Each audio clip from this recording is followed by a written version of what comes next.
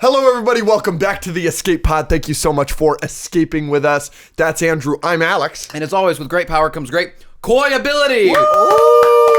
I am honored. We're honored. The man himself. Yes, thank you so much for coming. We are so excited to have you. Months in the making. Yes, for real.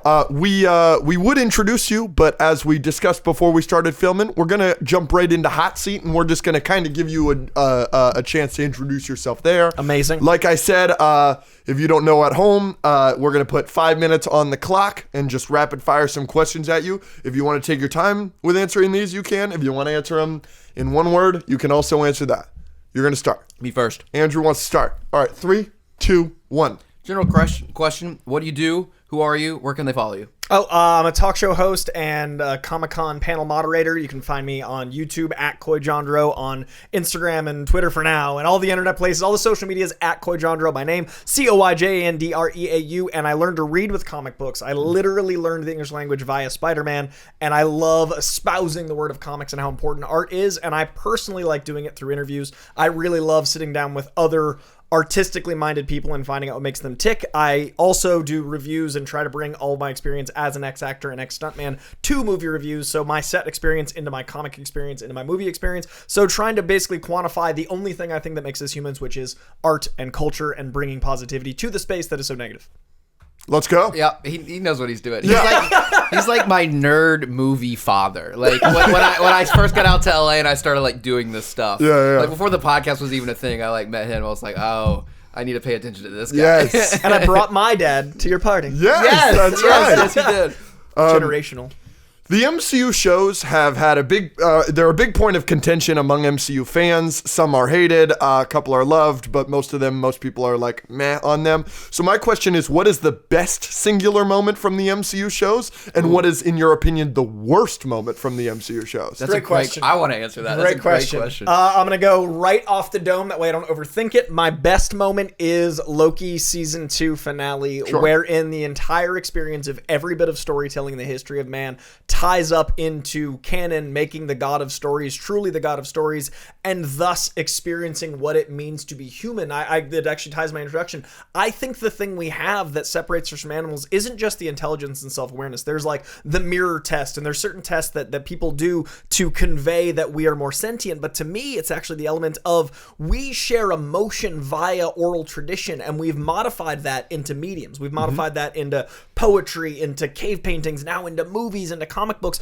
But the thing I think that makes us human is we're sharing a communal experience through art, and it doesn't matter what the medium is. And that was what Loki Season 2 was for me. It was the culmination of literally everything we've built as society. And I, sidebar, got to sit down with Tom Hiddleston at a con you guys were actually at, and it was that conversation for an hour, and his experience of it was literally re-examining every moment he'd ever had in his life and putting that on screen. And I think we all felt that. I think we got to experience that as an actor, giving everything through his tool. That was the performance. Worst moment would be, I think, the complete and total undermining of a character we had all loved before, and that being a deficit that we haven't yet crawled out of with Kingpin. I think when we had the moment that not only undermined the Netflix shows, but I think that was the final straw on the multiverse saga not working, because they decided to bring back the Save Daredevil campaign incorrectly. We had fought for something so hard. I had been part of Save Daredevil. We had loved this thing, and they're like, we're going to cast those people, and then we're going to use a multiverse excuse to change them fundamentally, to Disneyfy something. I never had a problem with the Age of Ultron, Pinocchio song like people did. I hadn't had a problem with any of the Disney changes until that moment where I was like, I get that he's wearing a Hawaiian shirt in the comics. That's not my Kingpin. So it not only undermined Kingpin in Hawkeye. Oh, interesting. So not only did it undermine the multiverse, it undermined Daredevil as a show, it undermined Kingpin as an actor, it undermined Vincent D'Onofrio's performance. It hit all of the things the multiverse has done wrong in one instance, and I love multiversal concepts, so it also hurt that concept. My answer was going to be Kingpin, but at the end of Echo. Oh, that didn't help. But Hawkeye was first. It was the one I was like, oh no, I'm worried. Yeah, we'll see. Sorry, those were long, but that's how I feel. Give me your favorite, or maybe top 3 first that come to mind, favorite interviews or panels that you've done. people you've talked to? Tom Hiddleston is probably number one because we see art so similarly. I love that he is such an open book and loves expressing what his love for things is. Passion is such a thing for him, and he loves the comics as much as he loves the theater, as much as he loves movies. So that oneness. I had a really, really interesting time with Jake Gyllenhaal in London for Spider-Man 2 because I'd never been to London. Jake Gyllenhaal was Donnie Darko my whole childhood. Yeah. Like, he's one of my favorite actors by such a large margin. Like, there's like your Rushmore, and then there's like actors you'll see everything of, and then there's the rest. He's like Rushmore. Yeah. And for me, Jake Gyllenhaal represents the butterfly effect of acting that I see with hosting, where every interview I do affects my next interview. Every answer I get from someone will inform the next thing I say. He is that with acting. Every role he's done, whether it's keeping the socks from Southpaw and that informing his aggression in another role, or him learning a skill, he uses everything to make a cumulative effect to his performances. And talking to him about that and having like a real connection as someone in the other side of entertainment, and there was like a respect that I feel like I gleaned for me, and then also I saw him differently, and I feel like there was a connection there that like I never thought would happen with someone that I'd seen from childhood. Yeah. And then I ran into him a few other times in life, and we had like catch-up conversations. So like I had left enough of an impression that I feel like there was an actual like we've informed each other's view on art, and that means the world to me. It's incredible. Yeah, like that. What a moment. And then only one left. I've had so many insane moments. I got to host the first ever comic book in the history of Comic-Con. There'd never been a comic on the Hall H stage. Hall H is the biggest stage in comics, and there'd never been a comic up there. And Keanu Reeves and I talked about a comic book in front of 6,500 people, and it was the biggest moment of seeing that art could affect people to the point of them seeing like, I love Keanu Reeves, but I love him for movies, and then all of a sudden them hearing comics and being like, we're gonna sell out this comic. It was a real-time zeitgeist shift. I got to see people go, comics might be for me, and I got to be a voice in the so I think those three, but also special love to Alexandra Shipp, who played Storm, who we went comic book shopping, and I fell madly in love with her. I've never in real time been like, I think I have a high school crush on this person. So that's a moment. And then Tom Holland introducing the trailer for Spider-Man No Way Home. I was across outside the world. for that. Really? Yeah, I was right outside. I came in for the second viewing. Oh, the one where I gave out posters? Yeah, I was like right on the cusp of like starting to get invited to things. Yeah. And that wasn't one of them. So you had just waited like hoping. I was doing trivia outside. Oh, that's amazing. Yeah. So we didn't know each other then. I don't think so. I think we maybe met because I had met like Matt Soups once, I think. I'd seen y'all I literally like got to present the thing that meant the most to me to the most people, and you and I would have been like, if it would have been 6 months later. Yeah. Like it would have literally. Yes, exactly. That's exactly what would have happened. You want to do one more each? I got two more. Oh, well, frick me, I guess. Yeah. Go ahead. Frick you. We can do three. I'm ready. I'll speed up. Yeah. A lot of us have seen your unbelievable breakdown of your favorite cameo of all time, which is Donald Glover as the Prowler in Spider-Man Across the Spider-Verse. So what is your second favorite cameo of all time? And, you know, if you can't answer that generally, what are some cameos you love and why? Okay, the Donald Glover one is life-changing. Yeah. So if you haven't seen it, I'm really proud of that video because that was one take and literally just thinking. I think my second favorite cameo... man, off the dome. That's hard because the first one is such a precedent of like life change. I gotta give it to the first one. I can remember thinking, how is this possible? In Mallrats, when Stan Lee shows up, my brain went like, they can do that? Like, I was young enough to be like, they can't put comic people in movies. Like, I didn't understand that acting was just a person talking. So I like when Stan Lee, I was like, they printed him out. Like I was probably 7. Like I couldn't comprehend that Stan Lee was on the screen. So like this moment made it so comics were not only cool, but we could talk about them. Like Brody spoke like me to such a way that it validated how I'd spoken my whole life. And then Stan Lee showed up and I was like, could perhaps I meet Stan Lee? And then years later, I got to meet Stan Lee before he passed away, and I remembered Mallrats. So I think the cameo that informed a moment in my real life where I got to be like, it's like I'm in Mallrats. Like that was crazy.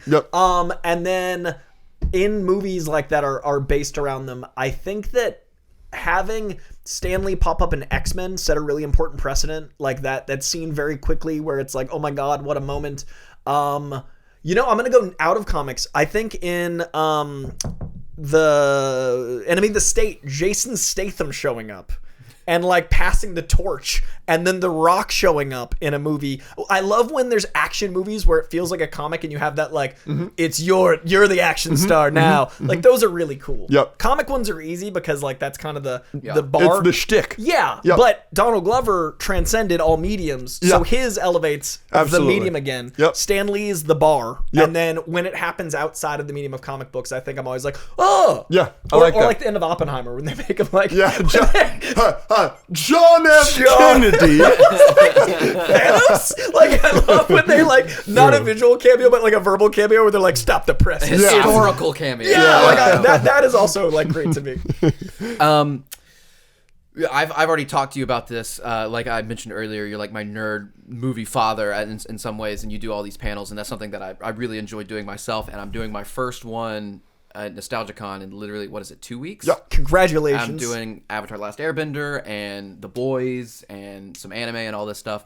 So you're pretty good at it, obviously, and I've already asked you for advice. But like, what are 2 things that you see other people do that you think is like the worst thing that happens during interviews or panels, or something to stay away from? Okay, so I've given you the pros. This is the Yes, cons. yes. I lean positive, so know that there were way more pros. But cons, don't be a Wikipedia host. For God's sake, do not read a Wikipedia page and be like, I'm an expert. If you don't know something, don't make your ignorance known in a positive way. Like, don't try to be like, well, and make light of it, because that'll just make everyone uncomfortable. Right. Because then it shows like you don't care about their work. Why are you the one on stage with me? What are you doing? And then everyone here? in the audience would be like, why am I? Why am I watching? Yeah, exactly. I watched the show. I waited for 6 hours outline and I'm doing trivia for Spider-Man. Why is this guy? If I had sucked, you would have been so mad. Yeah. So like, don't make like the Wikipedia host. I always see it as a thing where someone reads like the 5 things, and then when they're out, and then it's obvious that they've been lying to you and you feel betrayed. Yeah. And a lot of times other people will just be like, oh, they just hired me, blah blah blah. Don't gamify ignorance. Okay. Which is a rule in life. Don't great gamify advice. ignorance. And then something else people do is if they run out of questions, they'll verbally say, haha, well, I'm out of questions, so I'm just going to think of some. And then it like makes the other questions bad, and it also shows you're unprepared in a different way. Even if they were great questions, now all of a sudden you're the person that's like, I was only ready for 10 minutes. It's like doing a 20 minutes of stand-up and you had 5. And then never make it, it's ironic because this is the finest line, and this is what I try to do. It's not about you. Yep. It is about them, but if it's just about them, it's not interesting. Yeah, It's there's a line dialogue, there. not a Yeah. monologue. So like when you do a red carpet, it's a monologue. That's why I don't love red carpets. When you do a panel, it's a dialogue. It has to be 80-20, Yeah. but that The 20% 20 has to be there. got to be interesting. You can't make it 50-50, Nope, because then all of a sudden but you it's can't like, also make it 0. and if it's and the 20% isn't good, then everybody's out. Like you have to be somewhat a part of the experience. And I see a lot of hosts, like even in junkets, they'll cut out a moderator entirely, and I'm like, who's talking? And it's distracting to be like, what's the face of that voice? Just like in the weird subconscious of like, is this a voiceover? And I find in moderating, if you're giving any less than that 20%, it starts to feel like, why are they here? Right. Like they're just sitting over there. So I would say like make it a dialogue. It's still 80% them. It's still 4 times them. Like the audience is there for them, not you. But you got to be something like, you got to have some charisma, and you do. Like just don't forget they hired you for a reason. Like, don't forget who you are. All right, Mufasa. Yeah. You know what I mean, though? Like, the you got there, not some random stranger. And when they hire the random stranger, that's the Wikipedia host. Yeah, you can tell. Yeah, so just be you and hold space, 20%. And also, like, especially the boys. That team's amazing. I love those guys. Mother's Milk and Kimiko. Oh, dude. Like, Laz is one of the most interesting. He's so much like his character in so many ways and so not like his character in so many ways, and finding those differences is the dialogue. Yeah, okay. Like they literally added like certain tics and certain like compulsions, because on set he loves being clean and he loves, like he always says, so they added stuff to Mother's Milk. But then in other ways, like he is such a chill vibe and he's not gonna be like the aggressive leader. Yeah. So seeing him, like you're like, oh, that's Mother's Milk. No, it's not. Yes, it is. Like Laz Alonso is one of those actors that like you could do a whole hour on him just because he's so cool. Interesting. So yeah, find the thing you love about the person you're talking to, and then tie that into a story. Nice. Great. All right, final question. When you first saw it, you said Spider-Man No Way Home could be and probably was the best live-action Spider-Man movie of all time. Do you still feel that way? Or like the rest of the internet, have you switched up? I maintain that Spider-Man No Way Home Yes! is and will, until I see otherwise, live action be the most authentic blend of Peter Parker and Spider-Man to date, which means so much to me because it is not a movie, ignorant internet dwellers, wherein the nostalgia is a character. It is a movie where they use characters we love to be stand-ins for Uncle Ben, for fatherhood, for being raised correctly, for the morals and ethics that it is to be a young man. It is a movie where Aunt May finally gets to be Aunt May. It is a movie where the Sinister Six, in this case 5, gets to be a very prevalent threat using the weight of past stories. You cannot introduce a Sinister Six in one movie. They've tried. And you cannot do this without having some impact on those characters. What are you going to do beyond, oh my God, wait, we've got these movies with these characters we love. The actors are willing to come back. Let's use our feeling towards them, not nostalgia, our connection to them. Let's use Toby and Andrew as Uncle Ben and figureheads of brothers, of paternal energy, and shape all of the stuff we didn't get to do in the first 2 Tom Holland movies because of the shackles of everything in a shared universe. Shared universes are a gift and a curse. Spider-Man is one character that probably got a little bit more curse than gift in the way he got brought into things. Right. No Way Home answered that while also furthering his story, while also finally landing him in a place where he is the friendly neighborhood Spider-Man. No Way Home gave us our cake. We got to eat it too, and that cake was delicious. Woo! The point of Andrew and Toby, dude. I hate the internet. Well, we are broadcasting live on the internet, but on the internet. The scene of them on top of the Midtown, cool. The 3 of them. Yeah, I like bawl. Like I cry more at that than like anything else. It's Uncle Ben that we miss, but in a better, not like the Uncle Ben is amazing, but in a better way for the medium. Yeah, because we wouldn't have gotten to meet Uncle Ben with enough. Like if they'd introduced Uncle Ben in No Way Home, be like, thanks. Yeah, it's like we got to feel the weight of what Uncle Ben was to Peter. And we got to feel Aunt May's death in a way that actually mattered because not only was it Aunt May that we'd lived with and cared about for 3 movies, we'd like been endeared to her because of the bold choice of making her younger and those things that I didn't love initially. They made it work. And then Green Goblin finally, after 20 years, got to be Green Goblin. And if they'd cast another person as Willem Dafoe's Green Goblin, we wouldn't have had the connection. It's not nostalgia, it's connection. We wouldn't have been as impacted by those choices. And that gave us a Sinister Six. And it gave us all the heart of Spider-Man, and then it ended with him finally being Spider-Man. Like, it's a 3-movie origin story that takes place over the course of 22 years and has 6 movies in one canon and effectively 10 movies in total canon. It is perfect. So yeah, no, the internet's wrong. Sorry, internet. Yeah. Sorry, the masses. Thank you, because we go to war for No Way Home defending that movie every damn day. Oh, it's popular, which means it sucks. Like if something does, it's the same as when when I was in the Hot Topic era of before Hot Topic was cool. If something made it to Hot Topic, that band no longer was edgy, and therefore it couldn't be the band that you loved. Now that's if a movie does well enough, there's a sweet spot of like 2 weeks, and it's going to get shorter because the internet is going to make hate more and more profitable because hating is so easy. Hating something is going to get more retweets, more likes because it's so like, well, this is not vulnerability. This is just lumping into a giant conglomerate of consciousness. People want to feel like they're part of a tribe. Hating is an easier tribe than loving because loving is vulnerable. If I say I love something, it's me exposing a little bit of myself. If I say I hate something, it doesn't do anything. So the window of loving shit is going to get so much shorter. So anything that's popular is only going to have a tinier window of actually getting to celebrate it until we hate shit, which is why I review things more positively. To build off of that point exactly, what's your opinion on Deadpool and Wolverine, and what's your opinion on the hate that movie's gotten? Because yes,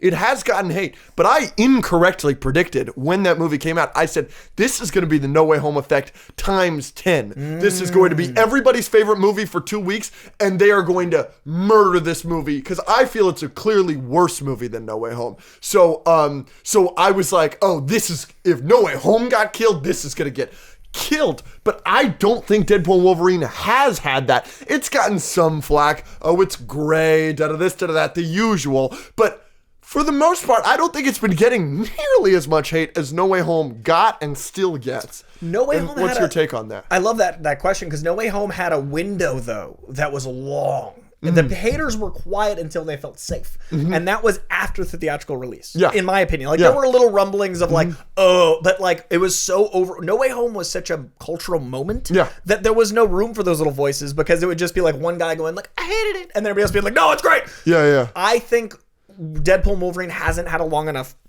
like run yet. Gotcha. I think we can't speak to it until 3 months from now. It just came out on Disney. Blu-ray and Disney Plus. Disney Plus this week and Blu-ray like a month ago. Yeah. So I think we need to give it the time for the haters to get their snowball. Okay. Like, it's gonna get there. I personally think they're different enough movies that it's not apples and oranges, but they are both movies that use characters from the past. So there's enough parallels to look at them, but the tones are so different that I think that No Way Home is authentically Spider-Man, and I think that Deadpool and Wolverine is authentically Deadpool. So the things that work in Deadpool and Wolverine that you might not like, and a lot of people might not like, are so accurate to Deadpool. Even the cheekiness of letting that movie be more nostalgia porn. Like, that movie is a lot of the things that people complain No Way Home is, but that suits it. Yeah. So like, Yeah, I don't think either of them are bad. I just think that the things that people complain about No Way Home, that's what Deadpool was shooting for and succeeded in. So I don't think it's fair to go like, well, this is worse than this, because they both succeeded at what they tried to do. And that's all we can hope for is aspire to set a goal, make it, and be true to the characters. And even if you don't like the film, do you think it's true to Deadpool?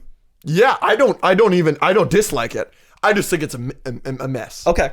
I love moments. I love the opening. I love a lot of the Wolverine stuff. I love a lot. I loved Deadpool and Wolverine. I loved a lot about it, but I do think it is a mess. And I think there are story beats in the movie that do not work. We've talked about this a bit on the podcast. I think the decision for his motivation to be the friends rather than Vanessa, I strongly disagree with.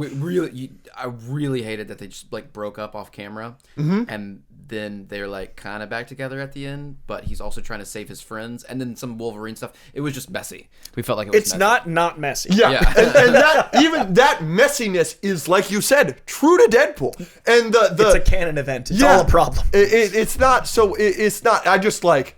As a movie, I think a lot of people are critical of No Way Home. A lot of the ways that people are critical of No Way Home, because it's such a great movie, they have to like pull stuff out of nowhere. Oh, yeah. They're like, it's just good because of nostalgia. If you take Toby and Andrew out of the movie, it's not a good movie anymore. I disagree with that. But like, people say things like that because they just have to get something out of it. They're looking for I think there are genuine criticisms of Deadpool and Wolverine that I don't think are there with No Way Home. And so that's why I thought, oh, it would get... Now, here's my question to you. You just said there's a 3-month window. Yeah. In 3 months, we need to revisit this conversation.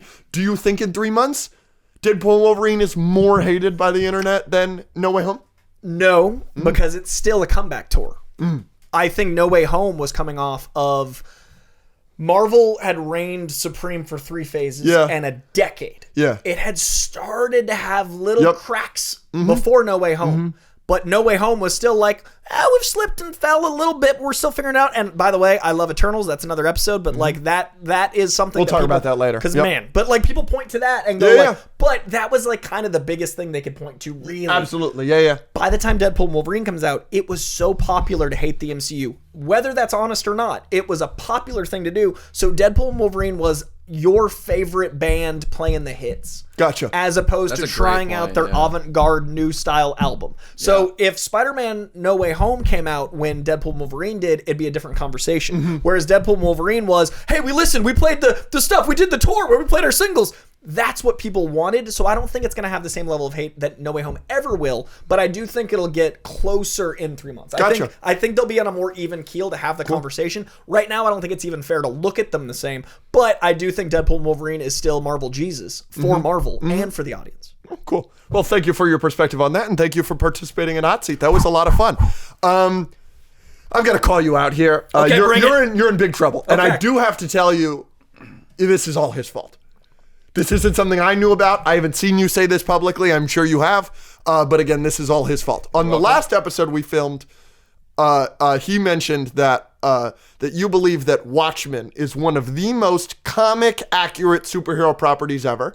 And I disagreed with that statement before he introduced you, and he said, Coy knows way more about everything than you, and that's what Coy said. I was So shut defending up, your 'cause honor, he's dude. Never, Thank he's you. never read Watchmen. Oh He's my never watched God, the that's movie. amazing. And so I have to call you out. Okay. Because, look, maybe this is me. I haven't seen Watchmen in years. But when I saw that movie after reading the book, I was like, where the fuck is the squid? And that is my only impression of it. So but that's the only thing I really... 10 minutes of the movie I really- is what I will hedge this on. I do remember, like, that's the main thing I remember from, like, I was like, what are you doing, Zack Snyder? When I saw that, I don't know if I saw it in theaters, but I saw it shortly after. And that was my impression then, and it's like I get if everything else is panel to screen and this and that, but like that is such a big change that like I compared it to him. I said it's if somebody made a book adaptation of Shang-Chi and the Legend of the Ten Rings and the ending isn't dragons. And you get to the same conclusion. Wenwu still dies. Shang-Chi still has the rings. That's a great comparison. But there's no dragons. You can't say that that's the most accurate thing ever then. I like that comparison. I think it's very astute, but I would argue it's a medium choice that I think in the year Watchmen came out, audiences were not ready for a giant squid. And that's something that they said. So the accuracy has a certain asterisk of what is going to be plausible for the audience, acceptable for the studio, and still true to the heart of the thing. The dragons thing is something we've earned. If Shang-Chi and the Legend of the Ten Rings was released in the year 2000 as a book and a movie, neither would have dragons. Sure. But then, so yes, Watchmen the movie came out in the era where we were pussying out on comic book stuff. We made Galactus a cloud. Yeah. Right. Like look at the costumes. Look at, like you said, the frame to frame. In an era of black leather clad X-Men, it was I'm a comic book movie. Sure, but like again, it came out in the era of the Fantastic Four making Galactus a cloud. Right. But then they still did, Silver Surfer looks really good, and he's silver, and it like, you know, and it that's pretty comic accurate. So we're in that era of like, they're pussying out on a lot of stuff. So I don't know why we're not more critical of Watchmen for not going full. Well, I think Watchmen did go full except for the end. What do you think of Civil War as an adaptation? Like Captain America Civil War. I think it's the most MCU thing in the world to change all the stuff that they changed. But is it not still the fundamental of the comic? Sure, but they changed more than... They changed the most of... That's why I'm using it. They changed the most of any storyline, I think, while still being Civil War. Sure. I would say if you picked up Civil War, you'd be like, that's familiar. If you've never read it because you love the movie or not. You would know it. Watchmen is the same, but it changed one thing that was huge. Yeah. But it was because at the time, I don't think a studio... He couldn't have made the other 90% of the movie if there was a squid at the end. And what he did in that 90% he did is more accurate to screen than 95% of comic movies today. So the fact that he did it then, what is you're saying the 90% makes up for the 10%? 100%. Yeah. And I would argue that most comic book movies today are not adaptations of a single story. They're adaptation of a tone or of a character archetype. Character for 80 years. I can't think of a single, like, the Batman is a little bit of Long Halloween. And, like, you look at anything that feels like a comic, it is an amalgamation of the character. Watchmen, and I'm not sure which thing you're referencing, is Watchmen. And then it's so much Watchmen that the Watchmen HBO show didn't adapt the Snyder movie. It adapted the comic, but people that watched the Snyder movie still felt they knew the comic. It's that accurate minus the ending. And the squid stuff they put in the HBO show didn't throw people off because they were able to gather it from the context of the thing because the movie was still that authentic. I think what Watchmen did, other than make Rorschach somehow a protagonist, because he's very much not. But that's also how Zack Snyder sees these characters. So that's a filmmaker using his vision to still be the right character, but color it use a different inker. And so I think that Watchmen, as far as what an adaptation is the closest to one singular story.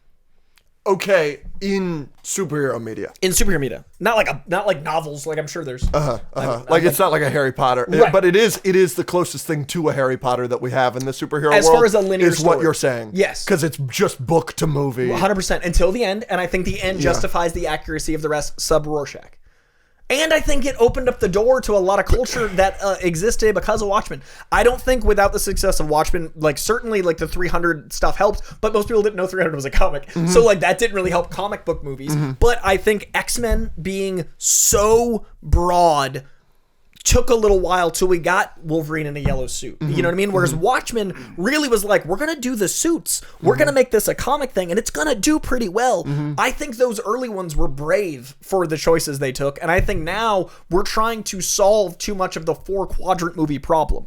Some movies should be comic book movies. Like Across the Spider-Verse is so good and Into the Spider-Verse is so good because they're comic book movies. That's not based off a comic either.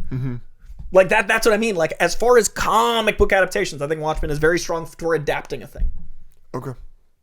Do you accept where I'm coming from, even if you disagree? I do accept where you're coming from, and let me just tell you, and I think everything you said is like perfectly fine, and I'm not mad at you or anything, but like I use what you're using to credit Watchmen as a knock, because like you brought up, the Batman, it's an amalgamation of Long Halloween and all these other stories, and obviously that Riddler is nothing like any of the Riddlers we've ever, and this and that, and like Across the Spider-Verse, it's not based on a book, but it's, you're pulling from all these different stories. Watchmen isn't pulling from all these different avenues. It is like a Harry Potter book to movie, and I'm very critical of some of the book to movie adaptations in the Harry Potter franchise, a franchise that means near and dear to both of us on this podcast. And so I use that argument of them like changing little things. There's no futuristic tech in the movie. They call themselves the Watchmen in the movie. They're not the crime busters. Right. Like things like that, like you change. So yes, it's accurate because you did this thing from the book in the movie and you ended it the same way. And like, yeah, they implied that he killed JFK, but then they showed it in the movie and this and that.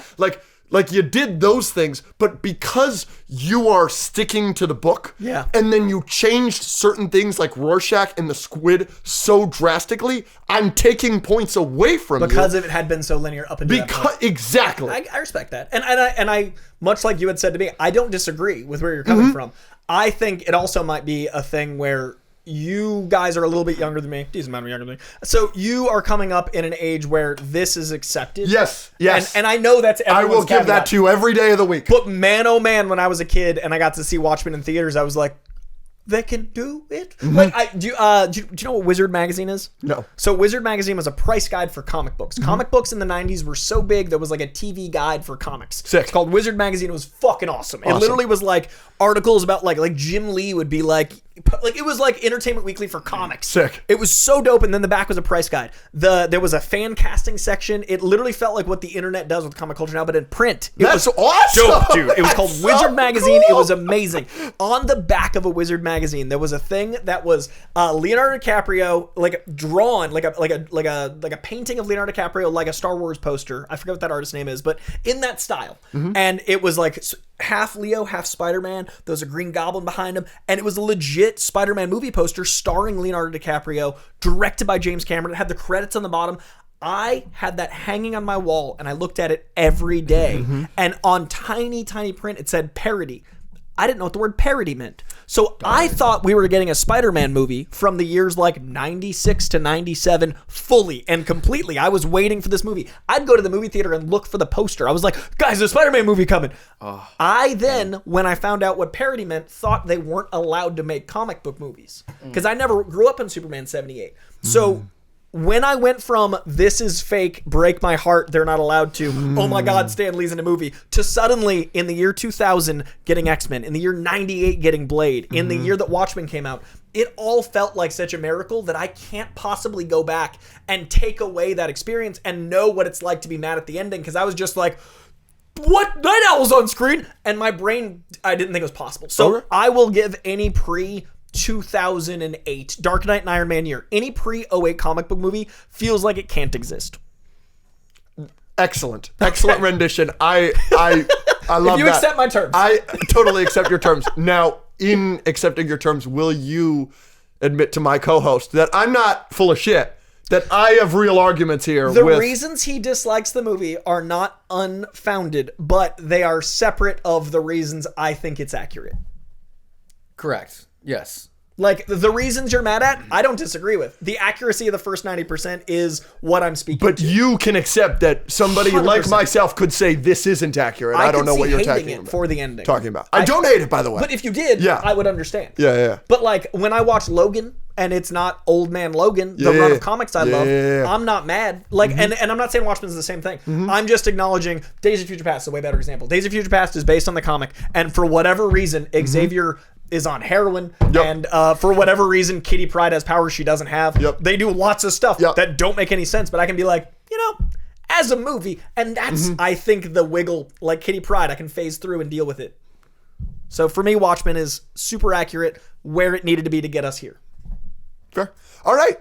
Like I said, we before we started filming, we recently on our Patreon discussed our picks for the best comic book live action villain acting performances ever. Okay. And we narrowed it down to a top 5. Okay. And I'm going to read you this top 5, and I want you to have any questions, any problems, anybody that you think doesn't belong, anybody that we're missing. So here we go. We've got Heath Ledger's Joker, Anthony Starr's Homelander, Colin Farrell's Penguin, Vincent D'Onofrio's Kingpin, and Willem Dafoe's Green Goblin.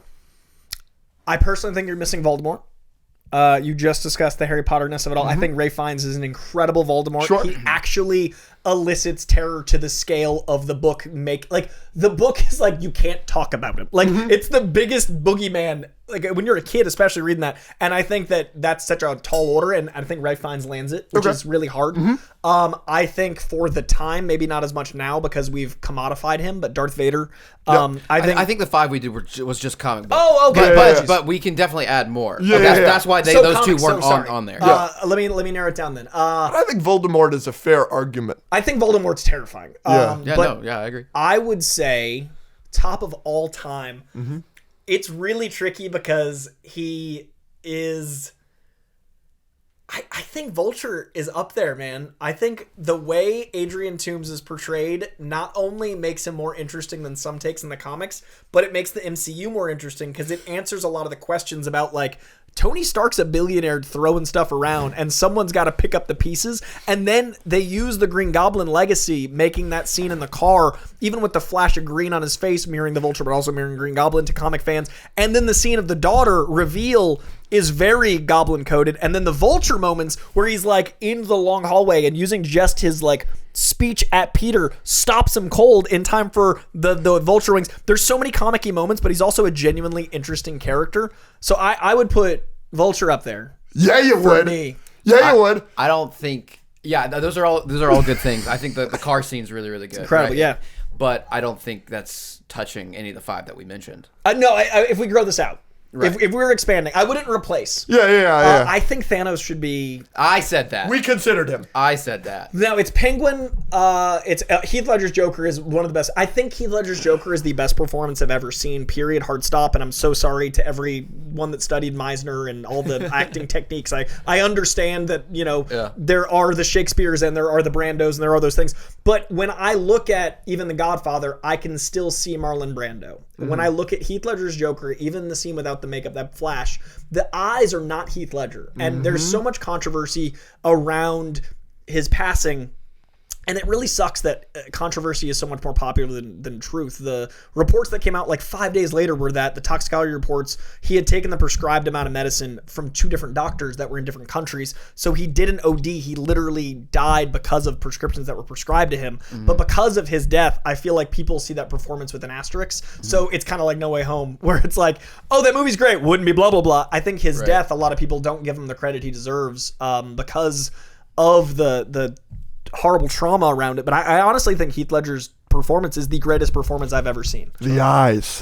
I've never heard that before. You're right. Like, if you look in past the makeup, when that scene or in any scene in the movie, there is no Heath Ledger there. It's the eyes.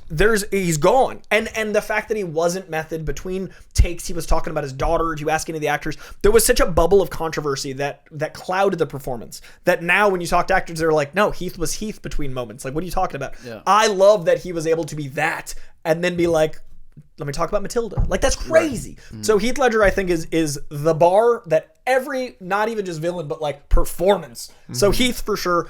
Colin Farrell, I said, was the first performance where I felt like he wasn't as good as Heath. No one is, but it's the first time I've been like, let's have the conversation about that league. Like that level of skill. That's what sparked the conversation. Okay, so Yeah, I get the 'cause Penguins in we there. were talking about had the just finished Penguin, the yes. Penguin. Yeah. I think the Penguin's absolutely in there, and especially like how villainous it landed. Like he's definitely, obviously. and you like him still. Like there's Yeah, some yeah, hard I know. part of you. Well, yeah, but I mean, I would watch. I'd watch the season 2, and I'd. Oh, Still, of course I'd watch the but season I'd 2. be so worried about how I'd feel about it. I Yeah, I like him enough that if he did something in season 2, episode 1, I'd be like, well, like I hate that. Yeah, like yeah. that's what I mean. By, showering, not a lot of this guy's just cheeky. Yeah. Like Oz is so charming that even though those 2 horrible things are the myriad, but the very end, I would still be like, I mean, there was. I'll hear about it. I mean, it really blew me away because until the second it was happening, I was like, no.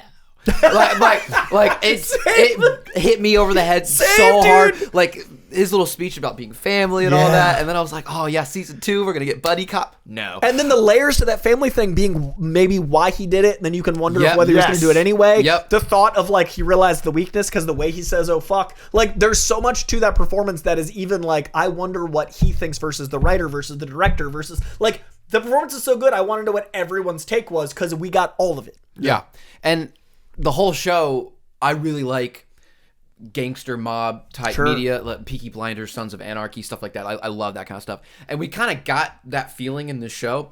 So I was ready to pull for Oz. I love pulling for Jackson, Sons of Anarchy, and Thomas Shelby and everything. Yeah. So like the whole time I was thinking that's what they were kind of going to do. And then they flipped that whole thing on its head and they're like, no, you're going to hate this guy.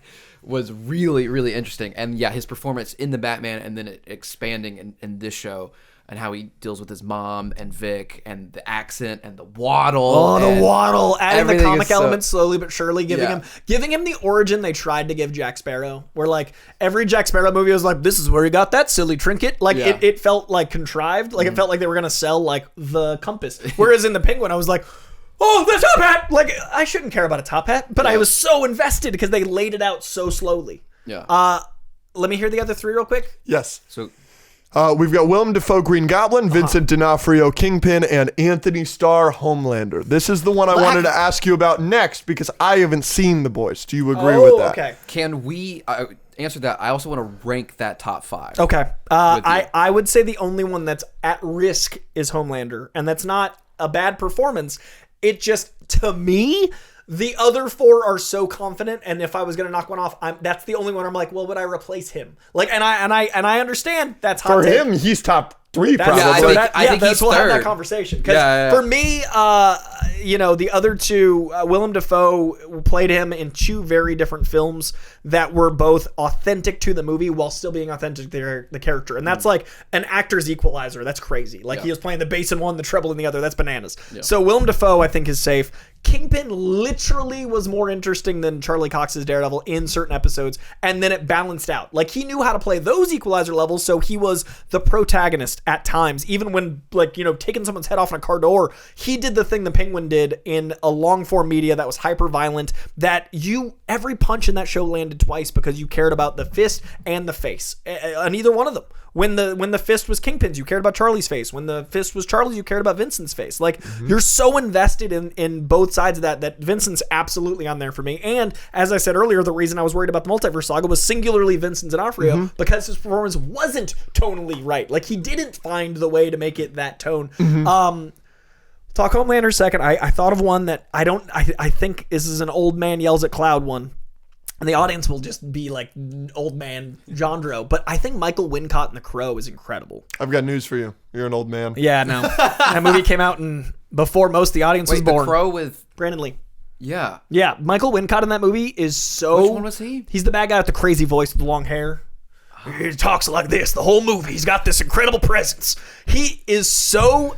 I'm not going to say he replaces anyone. I just want to give an honorable mention. This is just the He's Coy the one that honorable burned mention. the apartment down and... No, those are the guys that work for him. This Okay. is the guy that literally is like with the Asian woman that has the like. He's trying to kill the is he crow. the one that's having sex with his sister? Yeah. Oh yeah. Fascinating Yeah, choice. he's weird. But like he's always so like he's got such a presence, and like I just love that like every time you see him you're like, what's that guy's? Like I want to know his movie, and I think the mark of a good villain is you're like I'd watch the spin-off of that movie. Yeah. And Michael Wincott is so good that even in like Nope, He was in Nope, like, all those years later. I was like, wonder what his character from The Crow would be up to. Like, it left an indelible mark that I think only good villains do. And you care so much about Brandon Lee in The Crow. The fact that you're interested in him at all and you don't just want him to die is fascinating. The fact that he's sleeping with his sister and you're like, how did that happen? Like, those things not aren't explained. Yeah, you're not He's like just weird and gross and terrible. That would be the easier decision.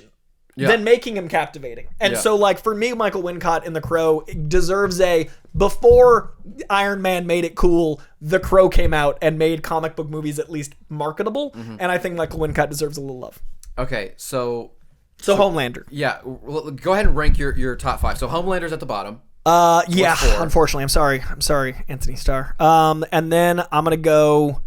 It's crazy that Willem Dafoe's here, but Willem Dafoe's 4. Wow. Interesting. And then Vincent D'Onofrio. Okay. And then Penguin. And then Heath Ledger's Joker is Okay. in another I'm gonna sport. give mine, then you can give yours. Yeah. Sure. So starting at the You got bottom. Penguin at 2. That's wild. Frick. Starting at the bottom, I'm probably gonna go Penguin, Okay. then Vincent. Is Penguin because it's recent and you're trying to, or is it actually like, have you had time to think about it? I always try to give myself time to think about it. You know, whenever I come out of a movie and it's like clearly a 10 out of 10, I still give it a 9 out of 10. Yeah, to just sit for with it for a safety. year. Yeah. That's what I That's did. what he did with Spider-Verse. Across. I came Yeah. out of Across. I was like, it's probably a 10 out of 10. I need to just sit with it because I went to the premiere. Like which is just joy. I've Yeah. given, in the history of rating movies, I've got 4,000 or so ratings. I've given 25 films 5 stars, which is 10. Right. In the history, like 25 5-star films ever. I'm very protective. Into and with my Across the 5 out of 5. Spider-Verse are both 5 stars. Nice. So Me too. Penguin, I only have 11. Oh, But I've seen less movies. we'll compare and contrast.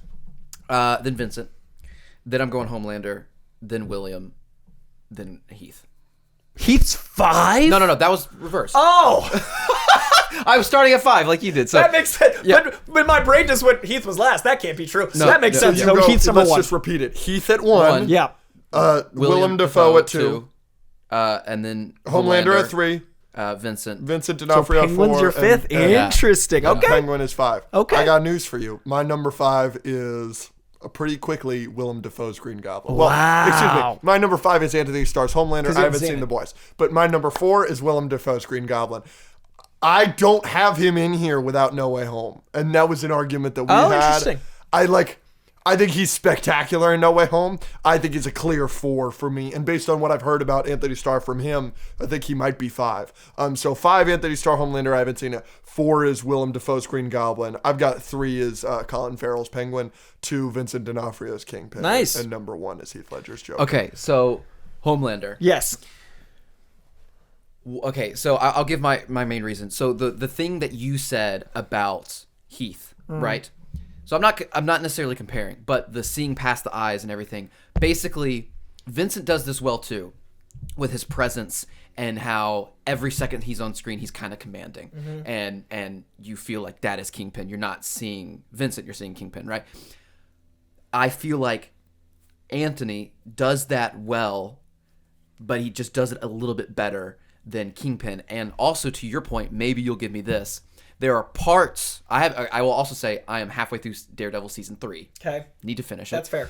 Good to know. There are moments, and this is potentially a product of the product itself, not his performance, but you have moments like him in Hawkeye and Echo that I do not think were as strong as any second we've gotten with Homelander. There is no second of Homelander that we've gotten that falls to the level of the Hawkeye and Echo moments with Sure. Kingpin. Does that make sense? Yeah, there's high. Yeah, the lows are not as low at any point. Correct.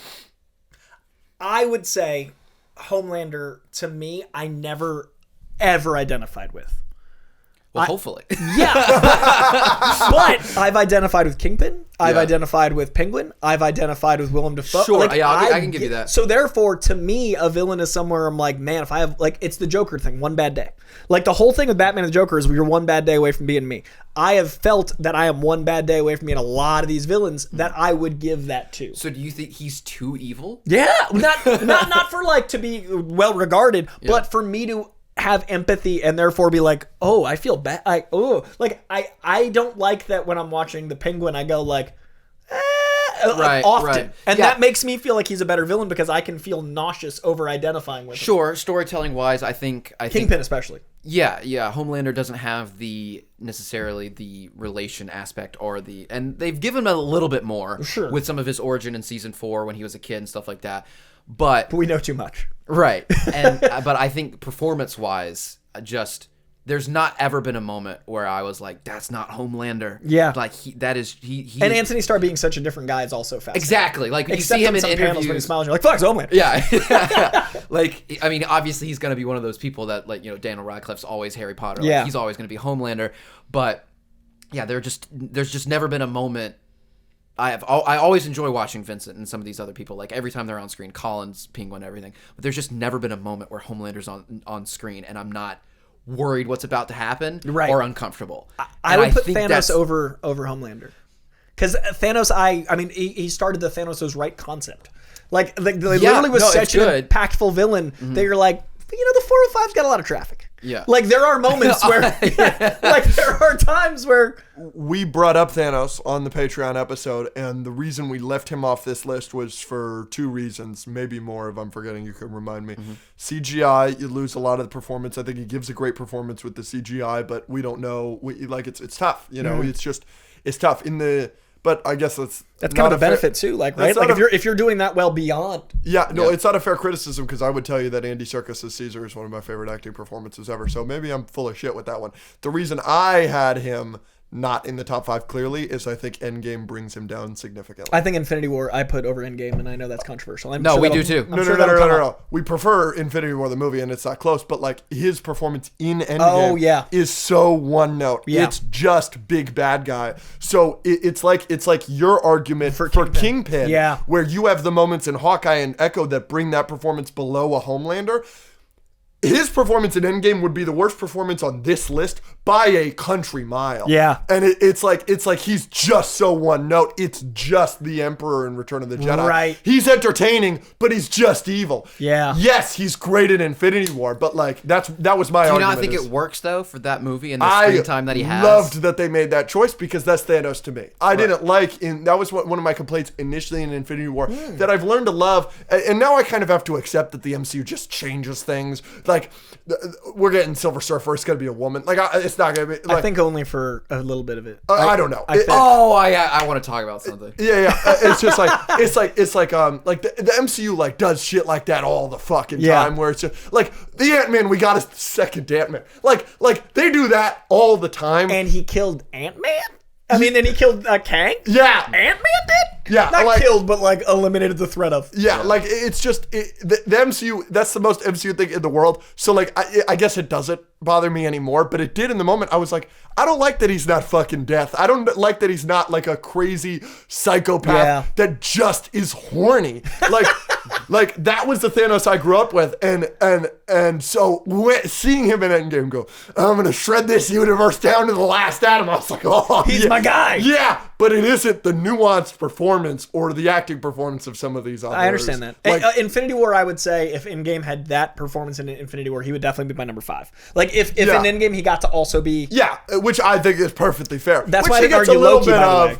That's why I didn't argue Loki, because Loki has become such we mentioned Loki. Because he's so multifaceted. He should be on there, but I think his performance in Avengers, he hadn't gotten to be that yet. So like his Avengers performance had to be that Shakespeare broad, which is fine, but it's he's not great in that movie. And he's good in the first Thor. Yeah, he's great in Dark World, which I can't say a lot about. Odin, when Odin's going into the Odin sleep and he's screaming at him, and best part in Dark World by a lot. Like he's great in the Dark World. him and the Chris, relationship. The relationship. Like that's the strength of the Dark World. That's why I like Dark World more than most people. I've defended Dark World loudly, and it's not fun.